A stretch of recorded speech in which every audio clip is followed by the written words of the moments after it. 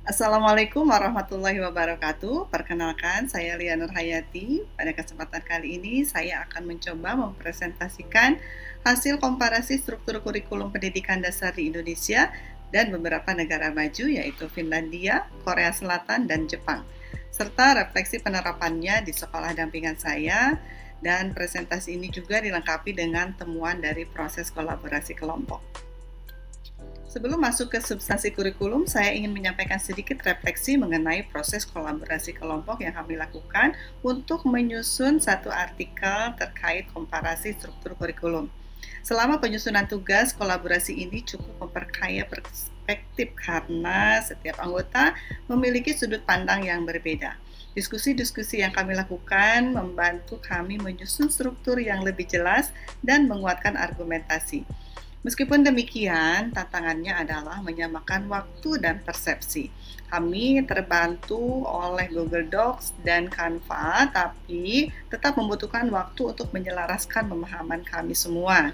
Secara keseluruhan, kolaborasi telah berjalan dengan baik, hanya saja ritme kerja kelompok harus terus disesuaikan.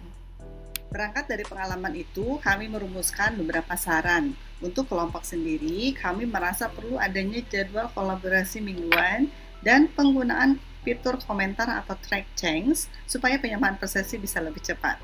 Sementara untuk pengelola, kami usulkan adanya pendampingan tambahan di luar jadwal web dan juga ada penetapan batas progres mingguan serta sinkron yang terjadwal. Hal-hal ini mungkin akan sangat membantu kelompok dalam menjaga konsistensi kerja. Bapak Ibu, ini adalah dua artikel yang menjadi kajian inti pada kali ini. Yang pertama, berjudul Analisis Komparasi Sistem Pendidikan Indonesia dan Finlandia oleh Maulana dan kawan-kawan.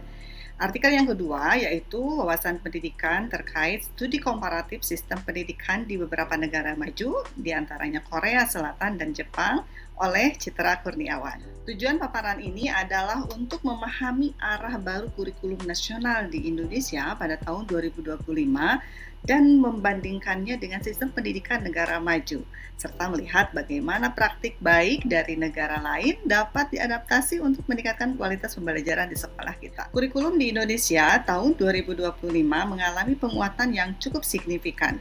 Pertama, pembelajaran dirancang berbasis kompetensi dan memberi fleksibilitas kepada sekolah. Kedua, seluruh proses belajar kini mengacu pada 8 dimensi profil lulusan yang diintegrasikan ke dalam semua mata pelajaran. Arah baru kurikulum menekankan pembelajaran mendalam atau deep learning yang menuntun siswa untuk memahami konsep, mengaplikasikannya dalam konteks nyata, dan melakukan refleksi. Satu hal yang baru adalah hadirnya mata pelajaran pilihan, yaitu coding dan kecerdasan artifisial.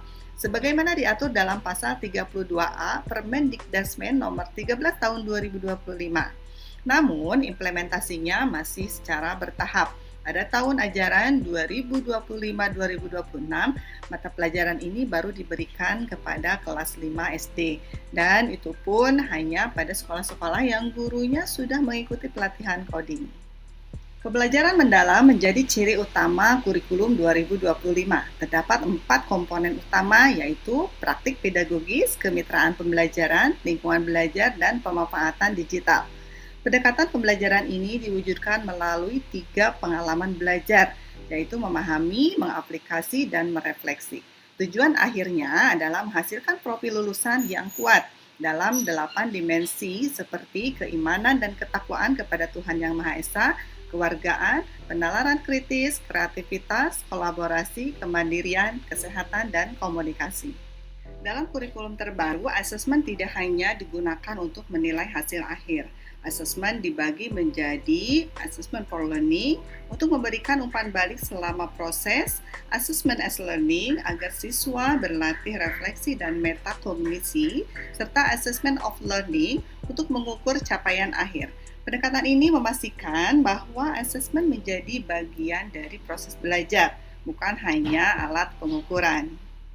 Jika kita bandingkan dengan Korea Selatan, terlihat perbedaan yang cukup menonjol. Korea memiliki kurikulum yang sangat terstandar dengan budaya akademik yang kuat dan jam belajar yang panjang. Pendanaan pendidikan mereka juga sangat besar. Indonesia tidak mengambil pendekatan kompetitif seperti Korea. Arah kurikulum nasional kini lebih menekankan keseimbangan antara akademik, karakter, dan kesejahteraan siswa.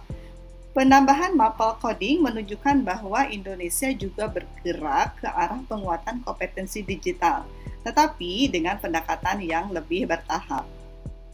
Lalu Jepang dikenal dengan budaya literasi yang kuat, disiplin yang tinggi, dan keterlibatan orang tua.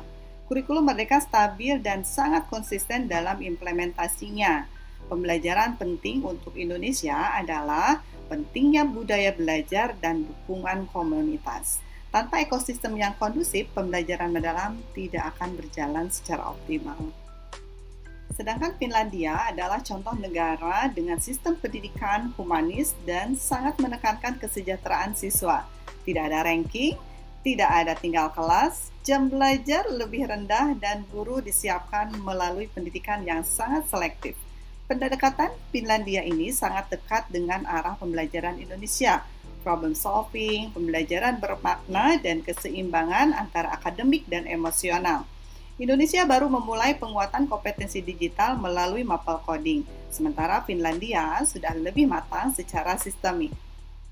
Bapak Ibu, dari perbandingan tersebut dapat disimpulkan bahwa secara filosofi kurikulum Indonesia tahun 2025 sangat selaras dengan tren global, pembelajaran mendalam, kompetensi abad 21, dan karakter.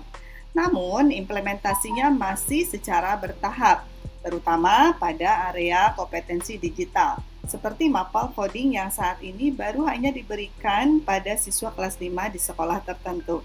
Dan tantangan terbesar kita adalah kesiapan guru, konsistensi pelaksanaan, dan pemerataan infrastruktur. Implikasinya, sekolah perlu memulai menerapkan kerangka pembelajaran mendalam secara konsisten. Guru juga perlu memperkuat asesmen formatif agar proses belajar menjadi lebih reflektif. Kemitraan dengan orang tua, komunitas menjadi sangatlah penting. Jika sekolah memiliki sumber daya, maka dapat mulai membuka mapel coding sesuai kebijakan Permendikdasmen nomor 13 tahun 2025.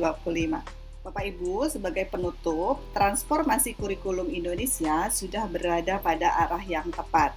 Namun, keberhasilannya sangat tergantung pada kualitas implementasi di sekolah.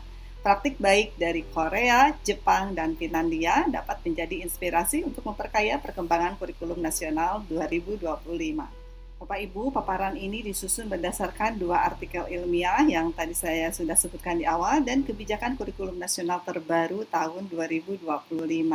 Demikian paparan yang dapat saya sampaikan mengenai komparasi struktur kurikulum Indonesia dan negara-negara maju.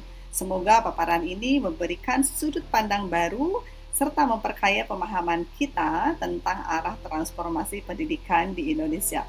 Terima kasih atas perhatiannya dan kesempatannya. Wassalamualaikum warahmatullahi wabarakatuh.